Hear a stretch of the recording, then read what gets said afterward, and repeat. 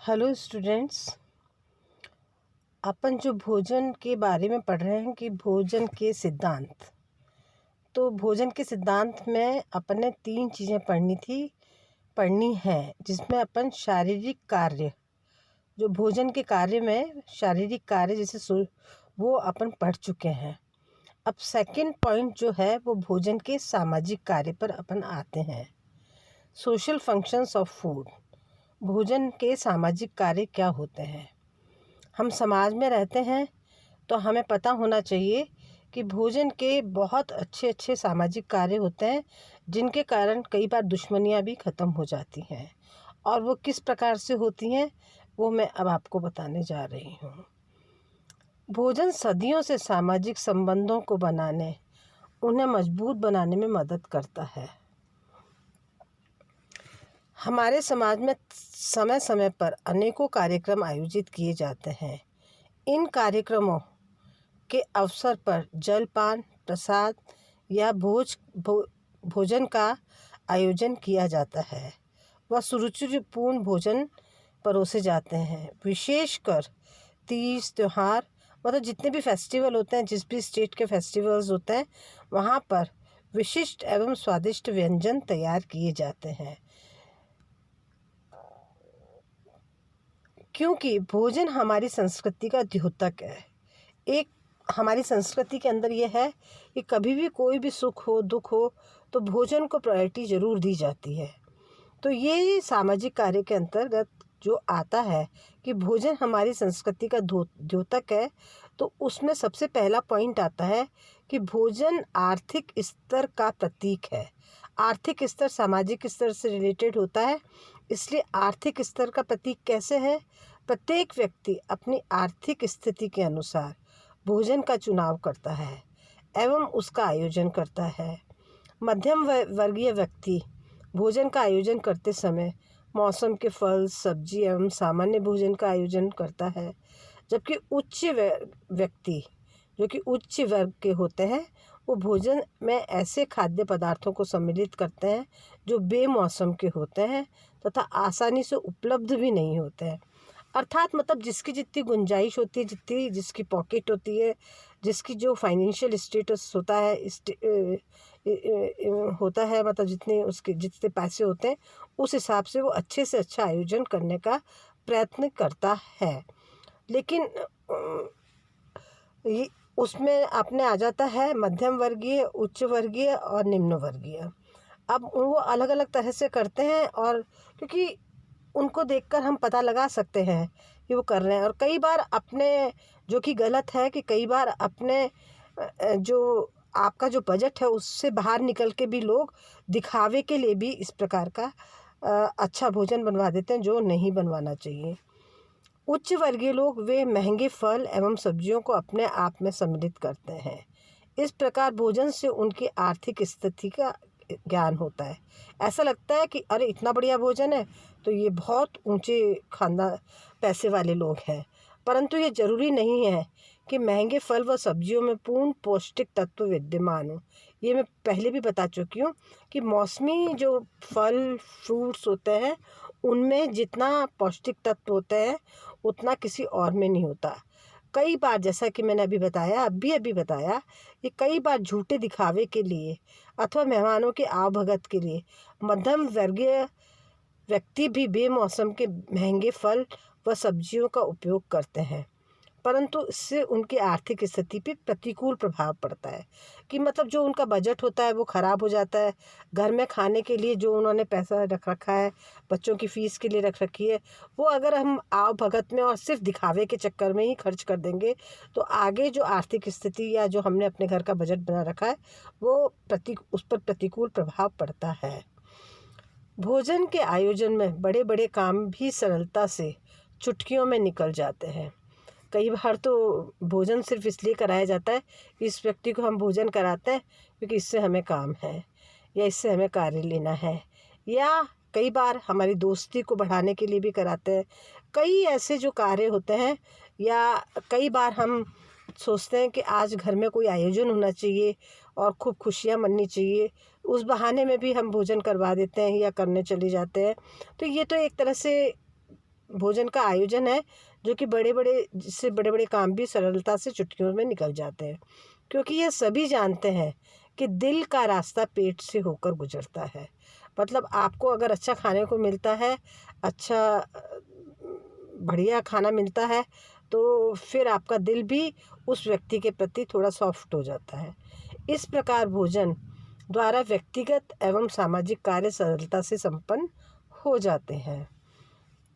भोजन का आयोजन करते समय सबकी रुचि को ध्यान में रखकर भोज्य पदार्थों का चुनाव करना चाहिए।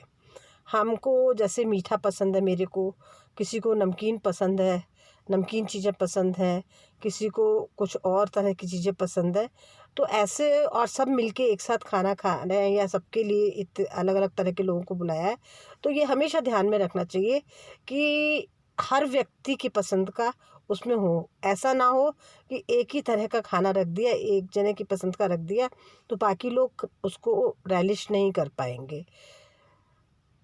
जलपान का आयोजन सभा, सम्मेलन आदि के बीच में दिया जाने वाला भोज्य पदार्थ, जैसे अपन नाश्ता नहीं देते हैं, उस प्रकार से आदि आरामदायक एवं सौहार्दपूर्ण बनाने के लिए भी किया जाता है।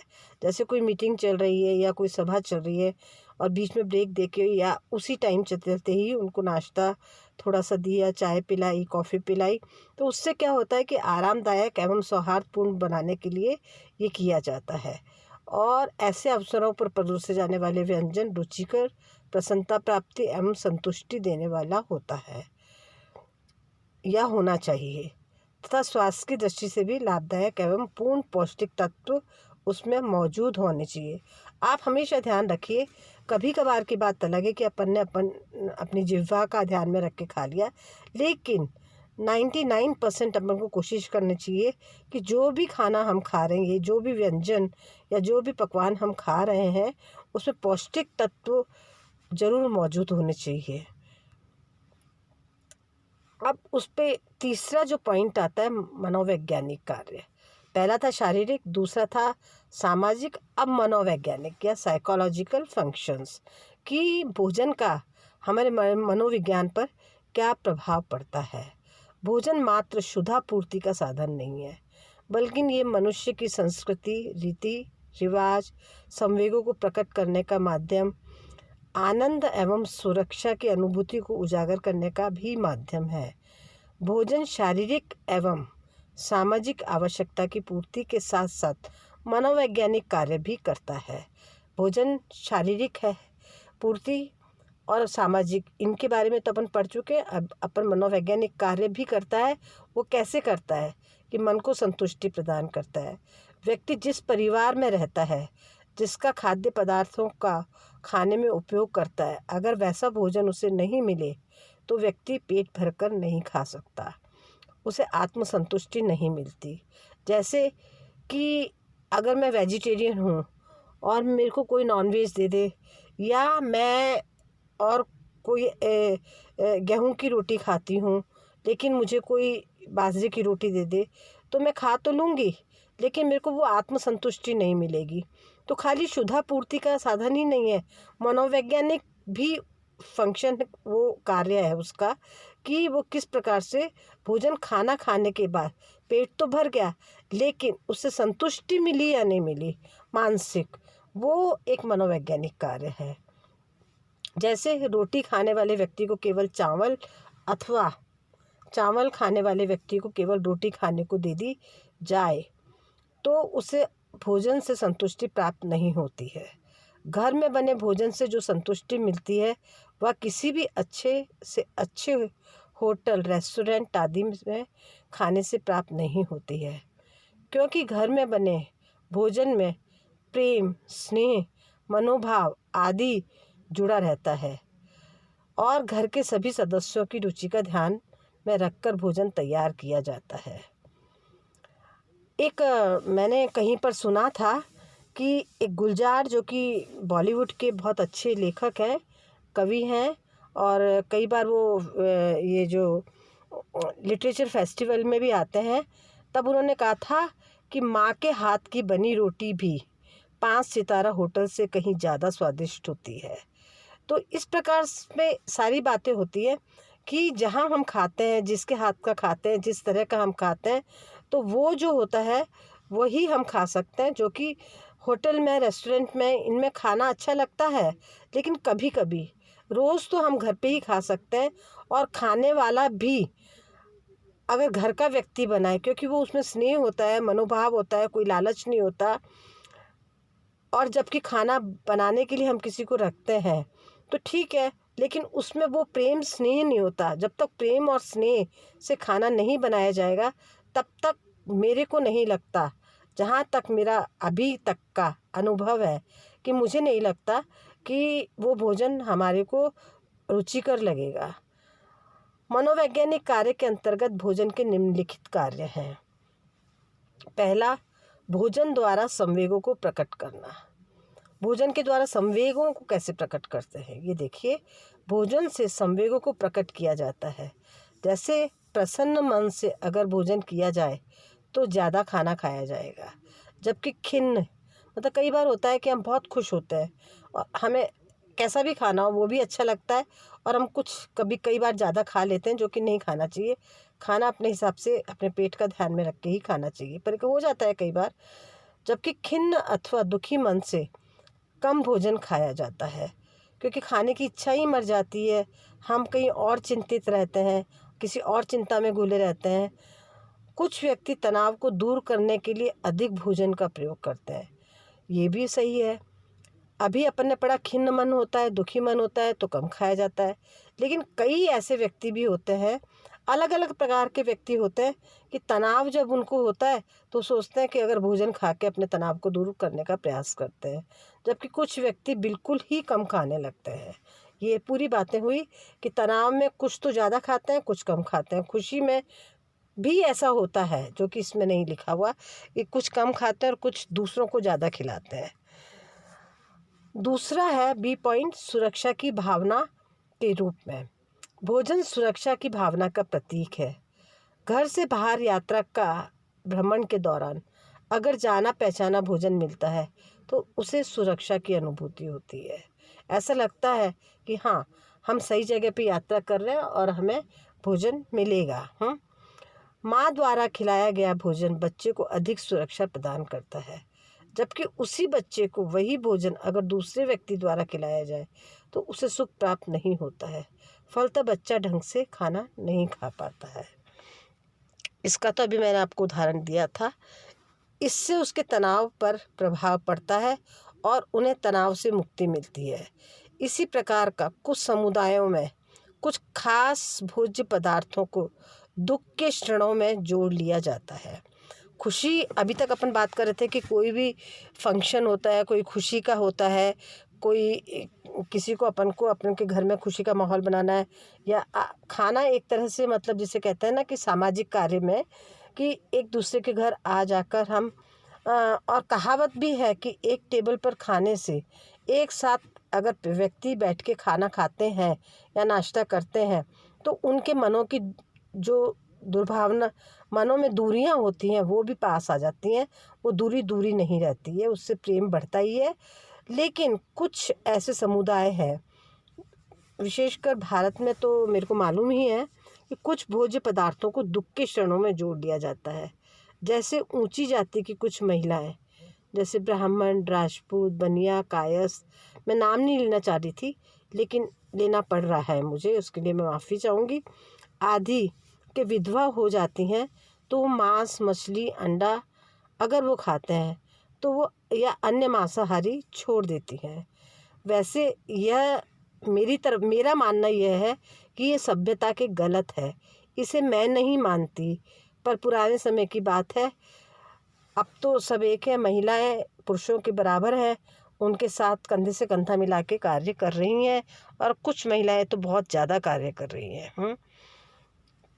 तीसरा, भोजन का प्रयोग फोर्स के रूप में भी किया जाता है, मतलब बल के रूप में भी। इतिहास साक्षी है कि भोजन का प्रयोग बल के रूप में, बल का मतलब यहाँ पर है कि एक तरह से पनिशमेंट के रूप में भी किया जाता है। जब पुराने ज़माने में जैसे महाभारत हुए और भी कई युद्ध होते रहते हैं हुए, तो दुश्मनों को भोजन की प्राप्ति ना हो, ने को देकर आसानी से लड़ाई जीती जाती है। जैसे अभी भी अपने कई देशों से कभी कुछ बातें होती है तो कहते हैं हमारे यहाँ पर ये चीज़ ज़्यादा पैदा होती है और हम वहाँ पर एक्सपोर्ट करते हैं, अब हम वो बंद कर देंगे। वहाँ पे वो चीज़ ज़्यादा होती है और हम उससे इंपोर्ट कर रहे हैं, तो वो कहते हैं कि हम तो इंपोर्ट करना बंद कर देंगे। तो त्राही त्राही मच जाती है। जैसे इन दिनों सब्जियों के भाव कितने बढ़ गए थे, क्योंकि एक स्टेट ने दूसरी स्टेट को देना ही बंद कर दिया था। व्यक्ति को समर्पण करने के लिए उन्हें कई दिनों तक भूखा रखा जाता है, जिसे हंगर स्ट्राइक कहते हैं। कई बार कुछ लोग अपनी बात मनवाने के लिए भी हंगर स्ट्राइक करते हैं। इसी प्रकार किसी संस्था के विरुद्ध विद्रोह को दर्शाने के लिए कर्मचारियों द्वारा भूख हड़ताल की जाती है। कई अशिक्षित एवं अनजान परिवारों में तो जो कि बच्चों का लालन पोषण अच्छे से नहीं कर पाते हैं, या उन्हें करना नहीं आता, या उन्हें ट्रेनिंग नहीं दी जाती है। विदेशों में तो ट्रेनिंग भी दी जाती है, लेकिन यहाँ पर तो हमारे जॉइंट फैमिली कल्चर है, घर वाले ही दे देते हैं। तो जहाँ पर बच्चे का लालन पोषण अच्छे से नहीं हो रहा है, या वो अशिक्षित है या अनजान है, उन परिवारों में भी बच्चों को सज़ा और इनाम देने के लिए, मतलब एक तरह से रिश्वत हो गई, देने के लिए भोजन का प्रयोग किया जाता है। बच्चों के द्वारा अच्छा प्रशंसनीय कार्य करने पर इनाम के तौर पर विशिष्ट व्यंजन तैयार किए जाते हैं। ठीक है, किए जाते हैं, लेकिन उसको प्रशंसनीय कार्य करने के लिए उसको शब्दों से प्रशंसा करो, उसको मोटिवेट करो। व्यंजन भी तैयार होते हैं तो कोई बात नहीं, लेकिन हमेशा नहीं करना चाहिए। ये एक रिश्वत हो जाती है और बच्चे की आदत पड़ जाती है। जबकि सज़ा देने के लिए उसका सबसे प्रिय भोजन जो कि उसकी पसंद का होता है, जैसे बच्चों की पसंद क्या होती है, आइसक्रीम हुई, चॉकलेट्स हुई, इस तरह की तो चीज़ें होती हैं, उन भोजन को उन्हें उस भोजन के रूप में नहीं दिया जाता। उन्हें खाने को वो बंद कर देते हैं कि तुमने ये गलती की है, हम तुम्हें आइसक्रीम नहीं खिलाएंगे, हम तुम्हें अभी इतने दिन तक चॉकलेट नहीं देंगे। तो ये भी एक गलत ही धारणा है। अभी अपन जो भोजन के कार्य पढ़ रहे थे, जिसमें निम्नलिखित जो कार्य थे, शारीरिक कार्य, सामाजिक कार्य, मनोवैज्ञानिक कार्य, ये टॉपिक हम ख़त्म कर चुके हैं। आज अपना ये वाला जो टॉपिक था फूड्स एंड न्यूट्रिशन में, वो अपना ये फूड्स एंड मतलब भोजन एवं पोषण, इसमें जो इंटरनल टॉपिक था वो भोजन के कार्य का, वो आज अपना समाप्त हो चुका है। अब आगे जो अपन पढ़ेंगे वो भोज्य पदार्थों का वर्गीकरण पढ़ेंगे। तब तक आप इन्हें पढ़िए।